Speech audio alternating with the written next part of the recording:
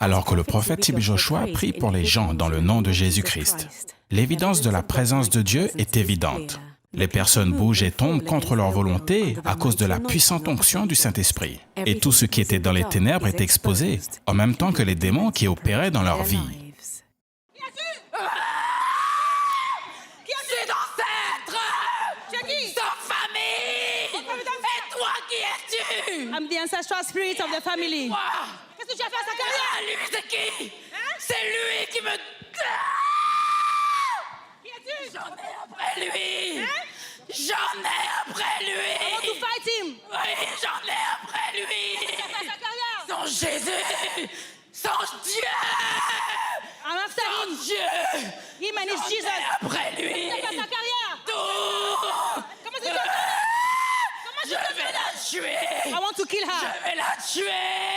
Toi, tu en es? Je vais la tuer! Comment tu en es? Depuis bébé! I entered her since birth. Bébé! Since birth. She's mine. She's mine. J'en ai après toi! I want to fight you. J'en ai après toi! I want to fight you. J'en ai après toi! Je la contrôle! Je la contrôle! I control Je la her. contrôlerai toute ma vie! Toute ma vie! Toute ma vie!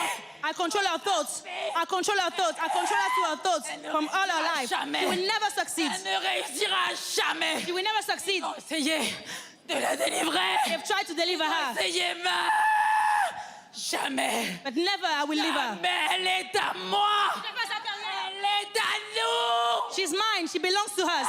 Elle fait partie de nous! Elle fait partie de nous! Utilise. Ah! Comment est-ce que tu l'utilises? Qu'est-ce que tu lui as donné de faire? Qu'est-ce que tu lui as donné de faire? Ah, des choses! Des Quelles sont les choses impures! Ah, je la tourmente! I torment her La nuit! night and Elle day. n'est pas en paix! She's never at peace. Prie! Le prophète T.B. Joshua délivre cette femme dans le nom de Jésus-Christ, chassant le mauvais esprit derrière toutes ses afflictions. Elle est libre.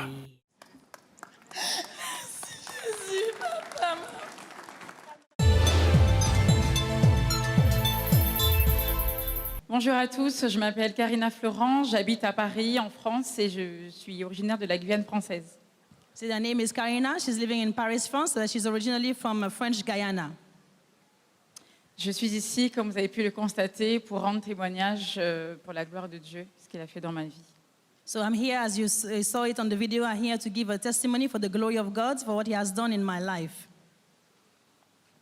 Donc, tout a commencé à l'âge de 5 ans, quand mes parents se sont séparés.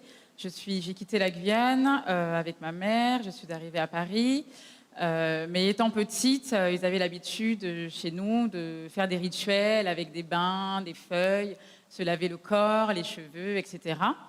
Donc, et ma mère faisait partie d'un groupe de carnaval. Et donc, j'étais initiée tous les week-ends, etc. Ensuite, je suis arrivée en France. Et à l'âge de 15 ans, j'ai décidé de repartir vivre en Guyane. Et c'est là, en fait, où tout a commencé, où l'esprit s'est manifesté, où j'ai eu ce désir, en fait, pour les hommes, la convoitise sexuelle, une attirance que je ne pouvais pas contrôler. Donc, je les attirais, en fait, l'esprit qui était en moi attirait les hommes par un simple regard.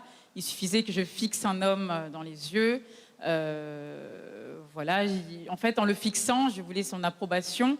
Et dès que je sentais qu'il était OK, eh bien, il y avait contact, physique, rapport sexuel, etc.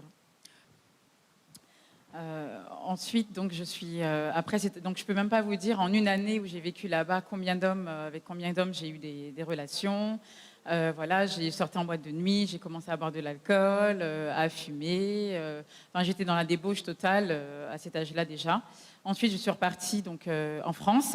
Et à l'âge de 17 ans, donc, j'étais livrée à moi-même. Donc, j'ai vécu en foyer, suivie par une éducatrice. J'ai continué depuis belle.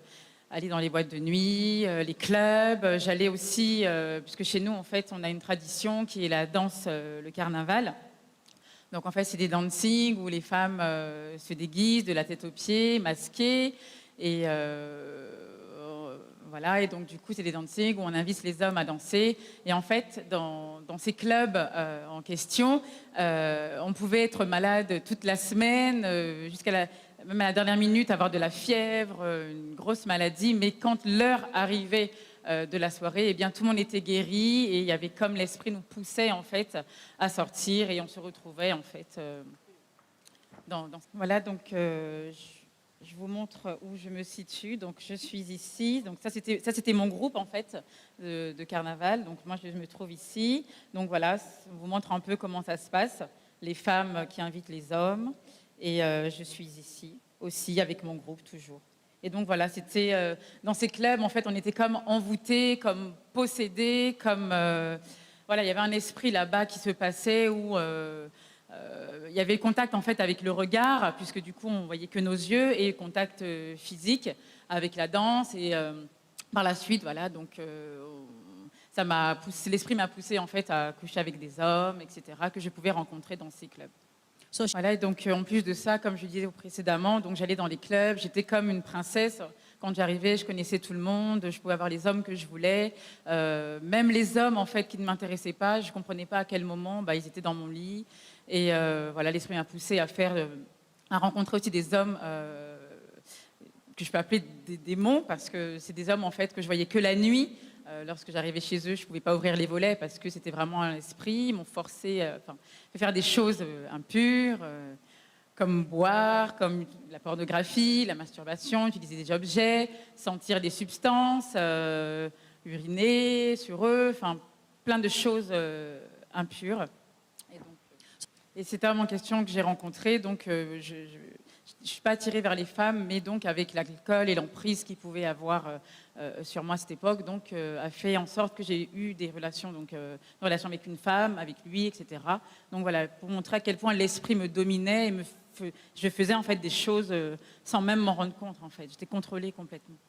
Voilà, donc je me suis percée aussi, donc j'avais un piercing à la nuque, un piercing au labret, au nez, et j'allais continuer à en faire d'autres si ce n'était pas la grâce de Dieu.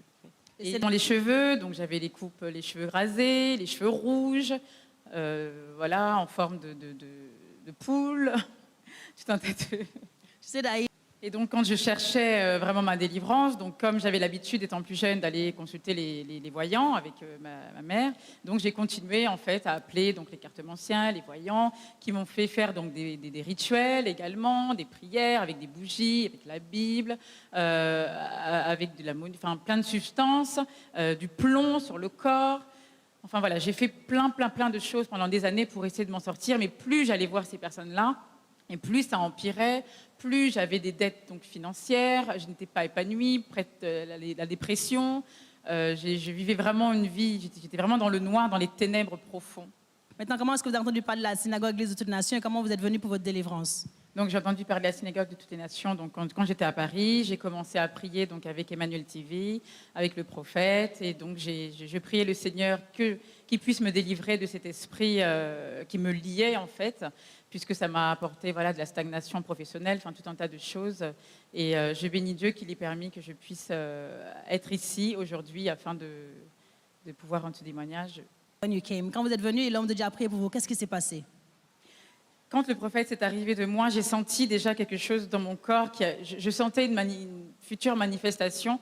Et en effet, son toucher, en fait, c'est quelque chose je ne peux même pas l'expliquer, c'est quelque chose de fort. Et l'esprit s'est manifesté aussitôt. Voilà, quand je regarde la vidéo, je vois à quel point l'emprise que l'ennemi avait sur moi était énorme. Cet esprit ne voulait me dominer, ne voulait pas me laisser partir, parce que par rapport à, comme je parlais de ce rituel, en fait, ça se transmet en fait de génération en génération, de mère en fille, et voilà, arrivé à mon niveau, donc cela s'arrêtait complètement par la grâce de Dieu, et maintenant je suis libre. Car je crois que par la prière de l'homme de Dieu et son toucher, je suis maintenant libre. Je vais pouvoir vivre enfin la vie selon Dieu. Maintenant que vous êtes santé libre, est-ce que vous avez toujours ce désir de coucher avec les hommes, ce contact avec les yeux, ces cauchemars que vous aviez? Est-ce que vous êtes maintenant libre? Maintenant, je suis libre. plus d'envie, plus d'hommes dans ma vie, voilà, tout est fini. Boire de l'alcool, plus d'envie de boire de l'alcool, fumer, voir les hommes, plus rien. So God for a life today, que le Seigneur vous a guéri. Qu'est-ce que vous avez à dire aux jeunes filles, aux jeunes comme vous, qui sont peut-être dans la même situation et ne savent pas comment s'en sortir? Quel est le conseil que vous avez pour eux? Alors, j'ai 3 conseils donc, à donner aujourd'hui. Donc, le premier s'adresse à toutes les filles des îles. Voilà, qui pensent que les danses, le carnaval sont une simple tradition, mais détrompez-vous, car derrière cela, il y a un esprit caché, qui est un esprit démoniaque en fait, qui vous envoûte et qui vous pousse en fait à des vices cachés. Deuxième conseil, toutes les filles aussi qui ont pour ami, on va dire, le miroir, c'est-à-dire qui prennent soin de leur corps, qui pensent que la beauté est une fin en soi, sachez que sans le Seigneur Jésus dans votre vie, votre beauté n'a aucune valeur. Et troisième conseil, s'il vous plaît, les réseaux sociaux, libérez-vous des réseaux sociaux, car un enfant de Dieu ne peut pas être dépendant des réseaux sociaux, tout ce qui est Facebook, Instagram, etc. Là aussi se cache un esprit puissant qu'on ne soupçonne pas. Donc, s'il vous plaît, libérez-vous de ces réseaux sociaux. Je prie avec vous que Dieu puissant vous donne la grâce de maintenir votre guérison, votre délivrance, vous donne la parole de Dieu, le standard de votre vie, dans le nom de Jésus-Christ. Amen. Je veux dire merci au prophète Sylvie Joshua, lui dire merci pour son hospitalité, lui dire merci pour son amour, la dévotion qu'il a pour les autres, lui dire merci qu'il ait permis que je puisse rester une semaine de plus, mon billet d'avion, je sais que ce n'était pas évident, que je puisse rendre ce témoignage pour la gloire de Dieu. Et dire aussi que le Seigneur Jésus, en fait, ne force pas. Il est derrière votre porte. Il attend qu'une seule chose, c'est que vous lui ouvrez la porte afin qu'il fasse ce qu'il a fait dans ma vie. Il est capable. L'Éternel est vivant et l'âme de son serviteur, le prophète Sylvie Joshua, est vivante. Emmanuel.